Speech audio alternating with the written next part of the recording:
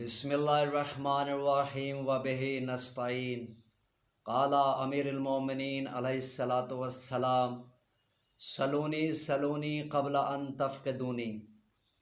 عزیزان گرامی، عدالت مولا علی چینل کے ذریعے سے یہ ہماری آج دوسری مجلس ہے جو سلونی سلونی قبل ان تفقدونی کے موضوع پر گامزن ہے۔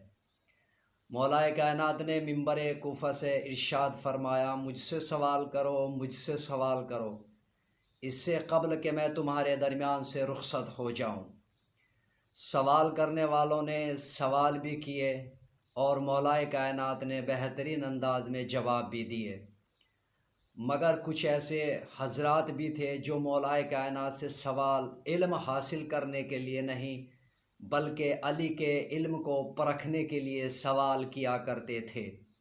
ان کا مقصد یہ تھا کہ ہم مولا علی سے سوال کریں گے، علی کسی سوال کے جواب سے جب عاجز ہو جائیں گے تو ہم معاشرے میں، سوسائٹی میں مولا کائنات کو رسوا اور ذلیل کریں گے۔ لیکن ان جاہلوں کو، ان بے وقوفوں کو یہ معلوم نہیں تھا جو نبی کا حقیقی وارث ہوتا ہے وہ رسوا نہیں ہوتا ہے، وہ ذلیل نہیں ہوتا ہے، بلکہ رسوائی اور ضلالت سے بچاتا ہے۔ جو نبی کا حقیقی وارث ہوتا ہے وہ ہلاکت میں نہیں پڑتا ہے بلکہ ہلاکت سے بچاتا ہے۔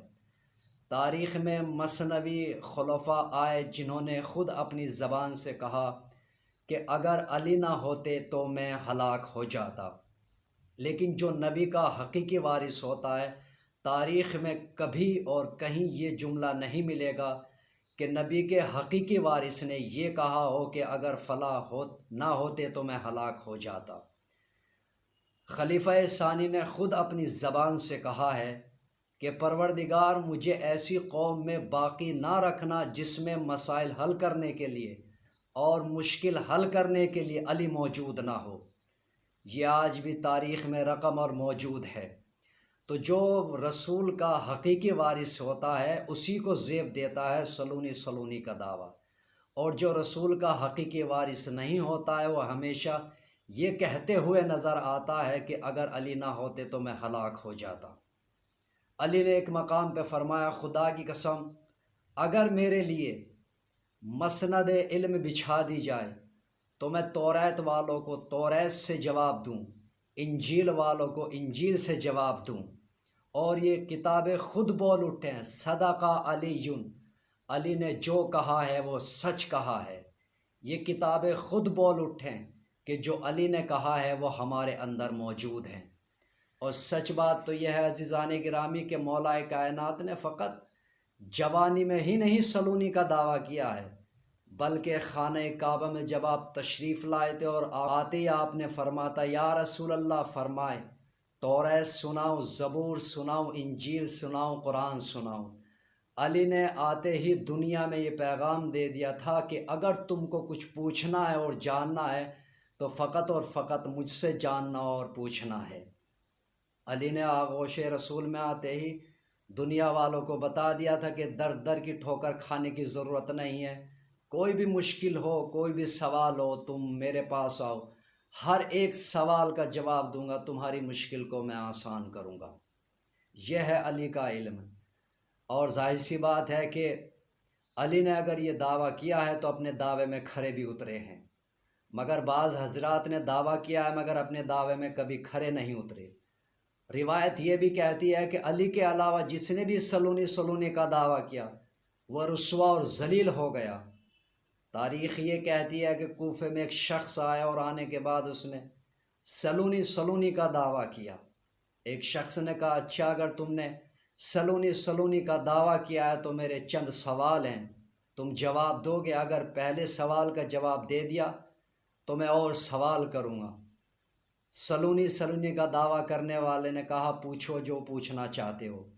اس شخص نے کہا، بتاؤ کہ جب جناب آدم حج کرنے کے ارادے سے نکلے تھے تو ان کے بال کس نے تراشے تھے؟ اب وہ خاموش ہو گیا، شرمندہ ہو گیا، سر کو جھکا لیا۔ پوچھنے والے نے کہا، جب یہ شخص پہلے سوال کا جواب نہ دے پایا تو دوسرے سوال کا کیا جواب دے پائے گا؟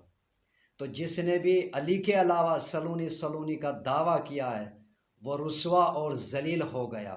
مولا کائنات نے جب یہ دعویٰ کر دیا سلونی سلونی کا، تو یاد رکھیے گا کہ علی کے علاوہ کسی نے یہ دعویٰ نہیں کیا ہے، اور جس نے بھی یہ دعویٰ کیا ہے تو یقیناً وہ رسوا اور ذلیل ہو گیا۔ ایک شخص نے کوفے میں آ کر کہا تھا کہ مجھ سے پوچھو، میں ہر ایک سوال کا جواب جانتا ہوں۔ تو ایک شخص نے کہا تھا یہ بتاؤ اگر تم نے مکھی دیکھی ہے تو مکھی کی آنتیں آگے ہوتی ہیں یا پیچھے ہوتی ہیں؟ وہ خاموش ہو گیا، جواب نہ دے پایا۔ تو علی کے علاوہ جس نے بھی سلونی کا دعویٰ کیا ہے وہ رسوا اور ذلیل ہو گیا۔ عزیزان گرامی، مولا کائنات نے ہر مشکل کو آسان کیا، چاہے وہ دوست کی ہو یا دشمن کی ہو۔ ایک چاہنے والے نے پوچھ لیا تھا کہ آپ اپنے دشمن کی مدد کیوں کرتے ہیں جب کہ وہ آپ کا دشمن ہے؟ مولا کائنات نے فرمایا تھا کیا یہ ہمارے لیے کافی نہیں ہے کہ دشمن ہمارے در کا محتاج ہے؟ انشاءاللہ عدالت مولا علی چینل کے ذریعے سے ہم آپ کی خدمت میں حاضر ہوتے رہیں گے۔